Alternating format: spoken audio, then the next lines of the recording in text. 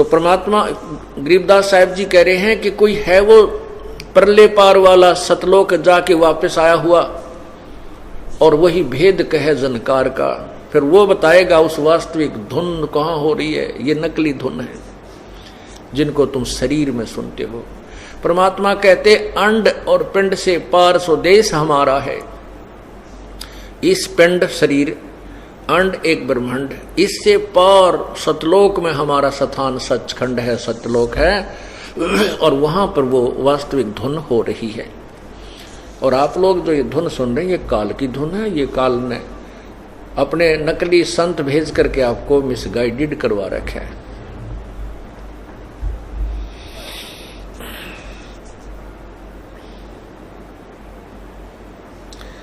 जाको नौ अवतार हैराना, जिन शब्द मैल नहीं जानिया। ये 9 अवतार भगवान विष्णु के बनकर आए, ये भी पार नहीं है, यही जन्म और मृत्यु के अंदर कष्ट उठा रहे हैं।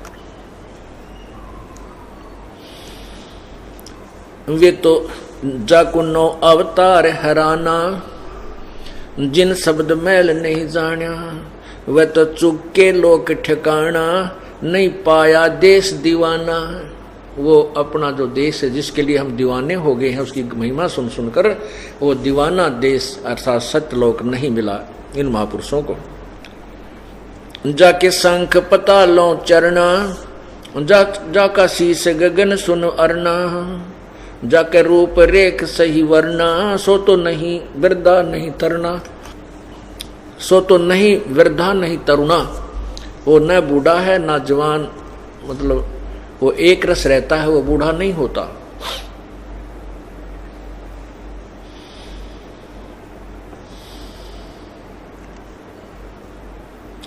जाके अरस गगन में मठरी, तुम खोजो काया गठरी। जाके 68 तीर्थ ठठरी, सो तो कैसे बांधा, सो कैसे बांधा गठरी। तुम छाड़ो झगड़ा झांटी, सोए तुलसी सोए जाटी। अब हम कहाँ आगे पूजा करते करते हम तुलसी की पूजा करने लगे, तुलसी को माता रूप ले लिया। और तुलसी कौन थी?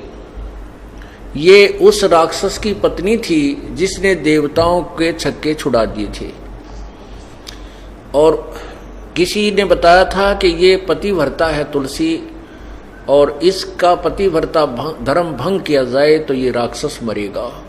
भगवान विष्णु ने ये बीड़ा उठाया, ये पाप कर्म किया, और फिर इसका तुलसी का पति मर गया।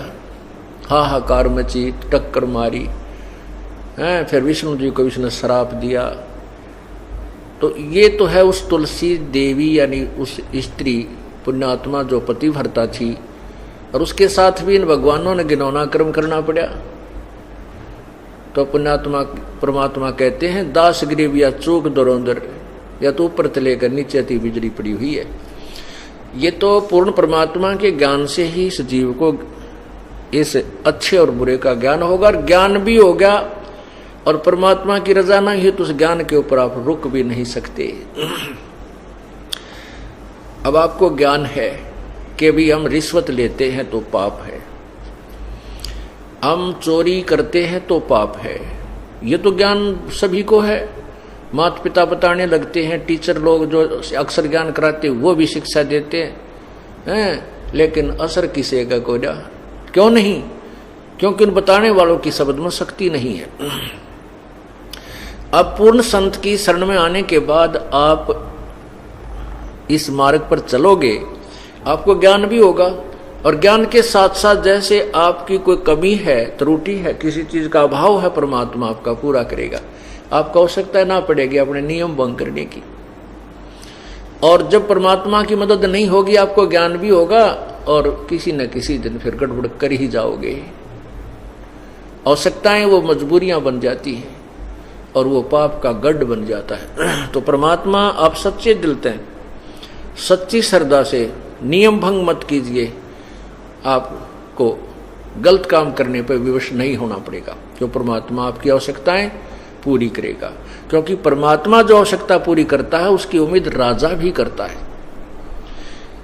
इसलिए परमात्मा ऐसी शक्ति है जो हमारे हर तरह से बरकत भी देता है और आपके धन में वृद्धि भी कर देता है। जैसे पिछली बार आपको बताया था, एक भक्त के अकाउंट में 16,000 रुपये जमा हो गए। उससे पहले बहुत से ऐसे प्रमाण हैं कि एक भक्त कह रहा था कि हमने 5,000 रुपये रखे थे, हमारे 8,000 रुपये मिले, जबकि गिनकर रखे थे वो 5,000 बहुत ज़रूरी थे। उनको कति एक ना पैसा उस स्थान को तो हम छेड़ा नहीं करते थे, 8,000 रुपये पाए। और भी बहुत से ऐसे प्रमाण आपको देते हैं। जो अन्य व्रत आपके घर में बरकत करते हैं, कोई बालक बीमार होना हो, भयंकर रोग हो जाना हो जिसमें 20, 30, 50,000 रुपये लगने हो, आपको 10 रुपये की दवाई में काम हो जाएगा, ठीक हो जाते हैं। ये तो आपको यकीन ही नहीं होता कि बालक होना ही था, ठीक नहीं। ये प्रभु की कृपा से आपके घर में बरकत होने लगती है।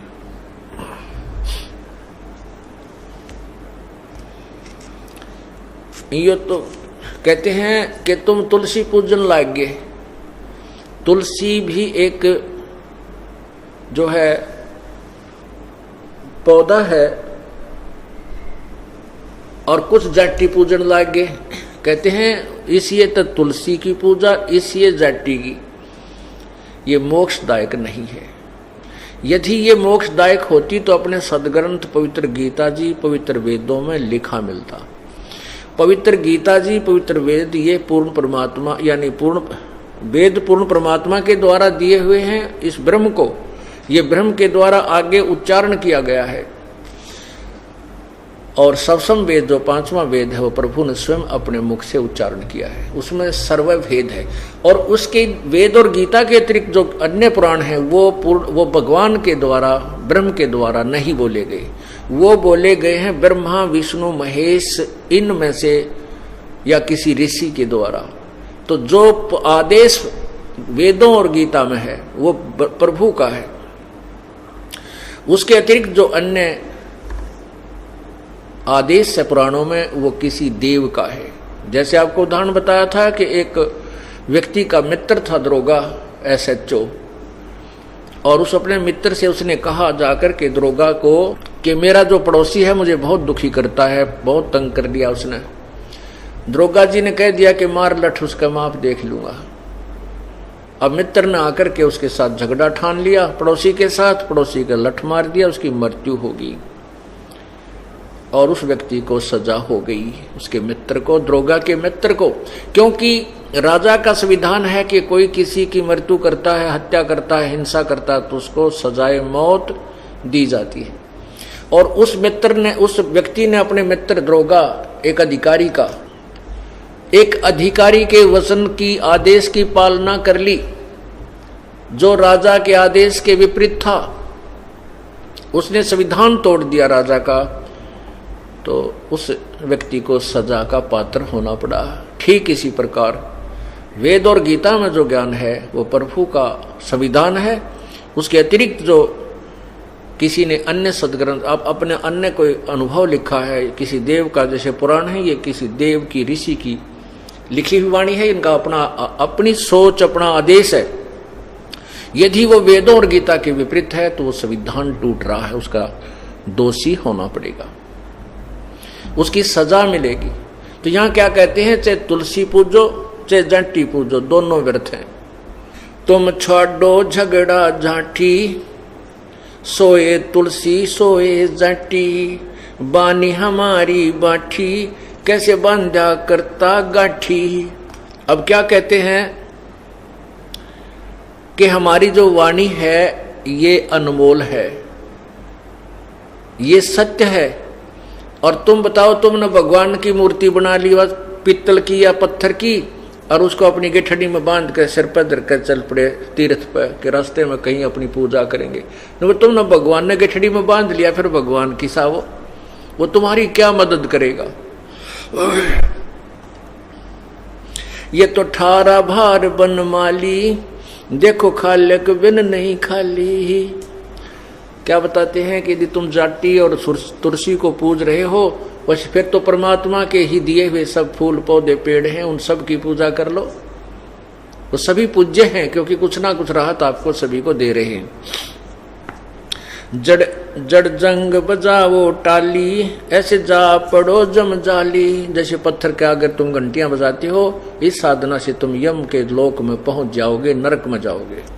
और फिर क्या बताते हैं, तुम साधुन को दो गाड़ी, ऐसे डूबो का धारा काली।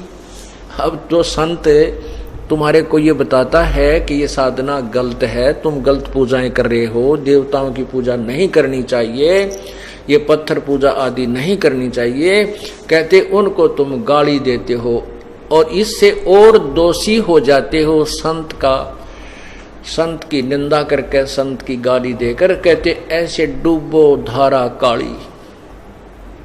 तुम साधुन को दो गाली, ऐसे बूढ़ो धारा काली। तुमने जड़ से लाई तारी कि जो तुमने जड़ से लाई ताली कि जो सतगुरु नजर निहाली। वो तो निर्भय अविनाशी देवा, जहाँ तो अवगत अलख अभेवा। जनदास गरीब पद सेवा, कोई पहुंचे संत परेवा। यानी इस तत्व ज्ञान के ऊपर सत साधना के लिए करने वाला तो कोई एकाध ही संत आपको मिलेगा। अब क्या बताते हैं,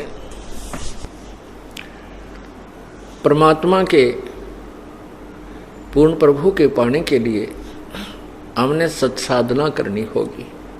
सत साही।